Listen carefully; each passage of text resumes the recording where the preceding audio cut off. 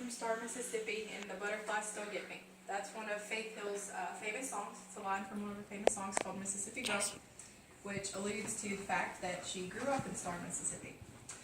She moved to Nashville at age 19, despite her dad's apprehensions about it. She did it anyways, and he supported her fully. A little background information, Faith Hill was adopted, and her parents were Ted and Edna from Star. And her mother was a bank teller, and her father worked in a factory. She was a factory worker. Her father actually quit school in 4th grade because his family needed money, so he went out to work. I guess that's how the times were back then. And he was actually illiterate because of the fact that he quit going to school. So that later launched a project that Faith Hill started called the Family Literacy Project, helping illiterate people become educated and be able to read and write and so forth. So that was a little thing that benefited from negative in her life. Although her family told her that she was adopted, she knew that from growing up. They didn't tell her the real reason why. They said that it was because her mother had an affair with a married man and couldn't keep her. And later she found out that that was false. Her birth parents actually were married and had a family of their own.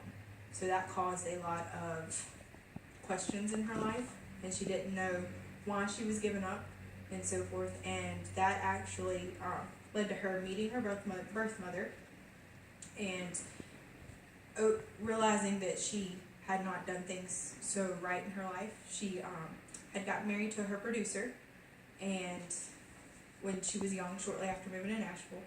And she later realized after meeting her birth mother that that marriage was something, she was trying to fill a void. And she didn't find what she needed until she met her birth mother later on. So that marriage ended in a divorce. It was amicable, but they both realized that that wasn't what they both needed. A few years later, in 1996, she met Tim McGraw. And he was also in a relationship at the time, but they both fell in love with each other and hit things off. And they're both big country stars, and now they are married with 3 young girls. And they both come from unconventional backgrounds, both parent problems, and they both have small town values.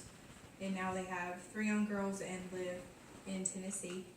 And despite all of her obstacles in life, she has rose to the top and is one of the leading female artists in the country music industry.